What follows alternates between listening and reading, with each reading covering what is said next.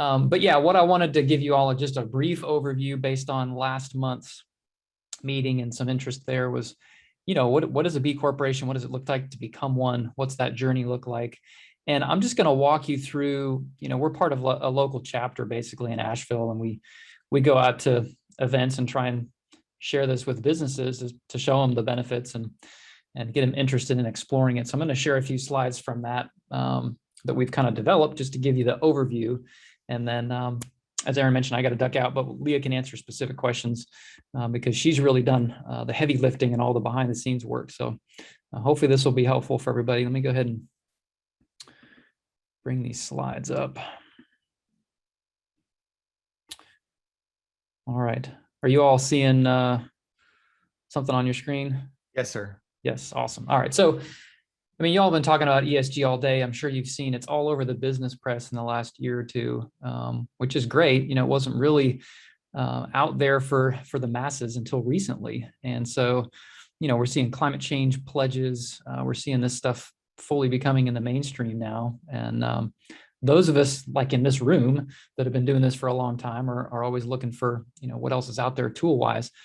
If you ever read the classic Jim Collins book, Built to Last, when I look at the B Corporation framework, and I just went back and reread that book recently, I was like, wow, he pretty much nailed it 25 years ago with a lot of the studies that he did. And it's kind of like, we know what it takes to run a company that benefits, not just the shareholders, but that benefits everybody. And so that's kind of what this is all about. And, the first part of it really is it's not just business as a force for good, but it's people that are using business as a force for good. So that's kind of the mantra that the B Corp community has come up with. And they use an analogy that probably makes sense to us. It's, we're certifying a company just like we'd lead certify a building, right? And it's not just about the products that we make, it's about the company and how it is run. It's so kind of the ultimate level of certification. And, a common question, a common confusion out there are actually two different terms here. There's a certified B corporation, which Deltec is, which is essentially certified by a third-party nonprofit.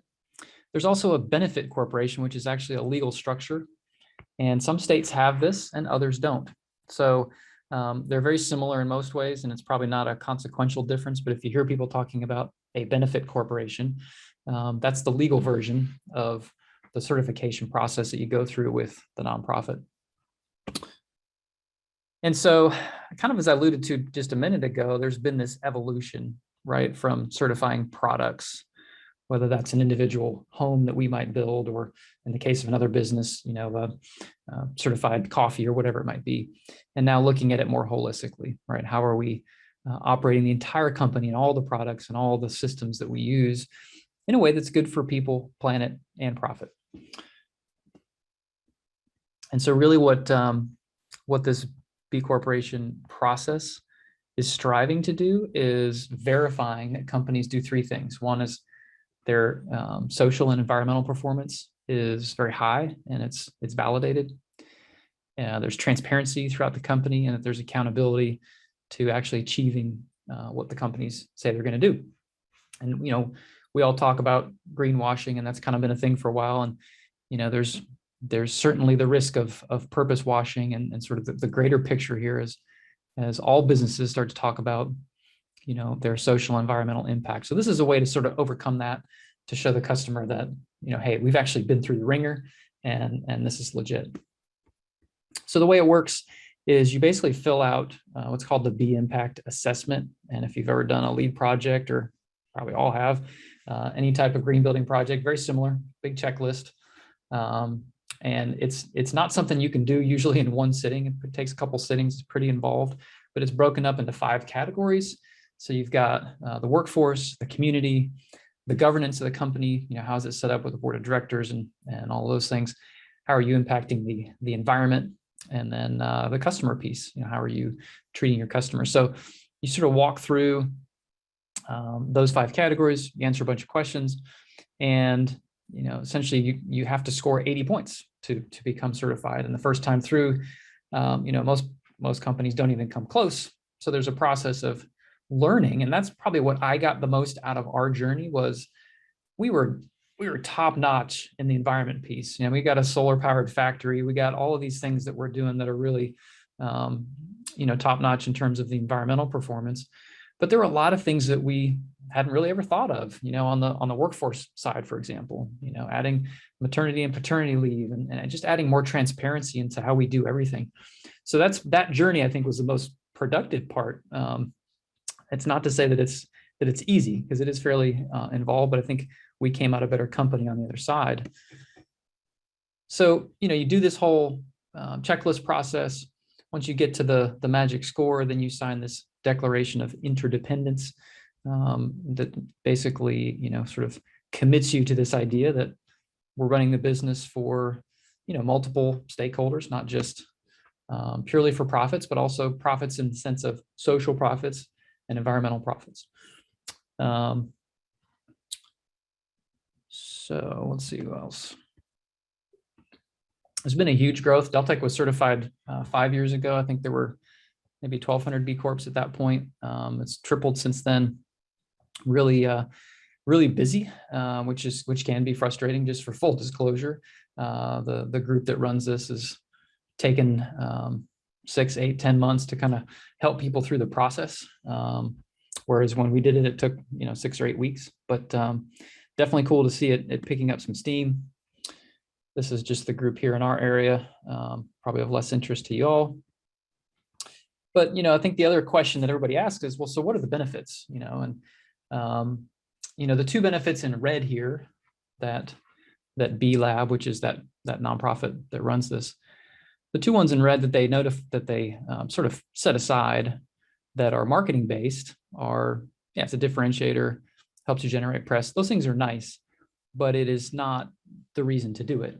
The reason to do it, and as I alluded to earlier, it's really about making the company better, right? It gives you a platform to build from. And, you know, as much as we all know about sustainability, I learned a ton about how to run a sustainable company from the process. And so, you know, little things to big things. And so maintaining mission, if the company were to ever sell, how do you ensure that the bylaws of the organization allow it to, you know, actually recognize the benefit of producing environmental gains, you know, in addition to financial gains, for example. The third one there, benchmarking and improving performance. And Leah, maybe you can touch on this. That's been really the largest thing that we have gotten out of it since we certified, is it lets us set some goals each year of, okay, well, let's try and tackle this particular thing so that we can, you know, continue to improve our score and continue to be a better and better place to work. Number 4, I would say, has been noticeable. Ever since we were certified, we've had quite a few people seek us out that would want to work for a B corporation. And so we've been getting a higher level of talent on the front end, which is awesome, especially in the world that we're in today. So I would say that's definitely gets high marks from me. And then you can see some of these other ones as well. Collaboration with other B Corps. We haven't really seen a lot of sort of savings and unique services in number 6, but there is kind of a network of B Corps that do try to help each other. Raising capital, there are groups out there looking specifically for these types of companies. So as I mentioned, there's this assessment. You know, I would encourage y'all, if you have a minute, if you have a day with nothing to do, sure, that's going to happen. But at some point, just go in here and start the profile, fill out the first 10 questions, and then kind of come back to it. It's a real learning journey. And if nothing else, it's free. The entire assessment can be done by anybody. And so even if you don't certify, you will learn something that you'll be like, we need to take this and incorporate it into our goals for next year. So it's, I believe the website is bimpactassessment.org, or just Google B Impact Assessment, and you can set up a free account, and definitely worth the journey. I sent the link out, and I was going to potentially show just what our interface looks like for folks. Yeah, perfect. I think that'd be great, so they can just kind of get a sense of what it looks like under the hood. Couple more little slides here, just kind of to finish the introduction. I already talked about sort of measuring and improving. So every 3 years we have to recertify, but every year we're updating the numbers and seeing how we're doing and trying to find ways to improve. So that's something that I like about it. Who can certify? For-profit companies, any size, any industry, any type of legal structure works. And you have to at least be a year old, which everybody in here is. So just got to have some data for them to work with. So that's pretty straightforward. And then, yeah, the process itself, and they make this sound so easy. This is a slide that B Lab developed, but meet the performance requirements. Leah, that only takes like a year, right, to really fully document all this stuff. So it seems easy in one line.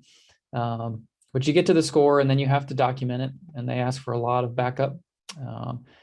Meeting the legal requirement just means if in your state there is a legal pathway to a benefit corporation, you have to become a benefit corporation within a certain time frame of being certified. And if there isn't one, like in North Carolina, we've committed to saying, hey, if our legislature ever gets in gear and does what it should do, then we will do that within 2 years of the law being enacted. And then that's just as easy as 1, 2, 3. So there's a fee. The fee varies based on your revenue. I think we pay $2,500 a year. We're roughly $10 million a year business. So it goes up from there, it goes down from there, just to kind of give you a rough idea. And Leah will kind of give you some more specific examples. These are some companies in our area. But people can go online. They can see how you scored in different buckets. How did you score in governance, et cetera. So those are just some screenshots of some other B Corps in our area. That's really the end there. So let me stop sharing. I think, the final thing I would reiterate, we talked a little bit about the value it's brought us from a talent standpoint, and just having people come to Deltec. Scott's on the call, and I think he was a good example. It was something that really spoke to him. But the business differentiator in the last century was capital. You needed to have capital. You needed to have stuff and money. And this millennia, probably it's going to be people and talent. And so this was, I think, one strong way that we were really able to differentiate ourselves with people who were excited to work for a B corporation.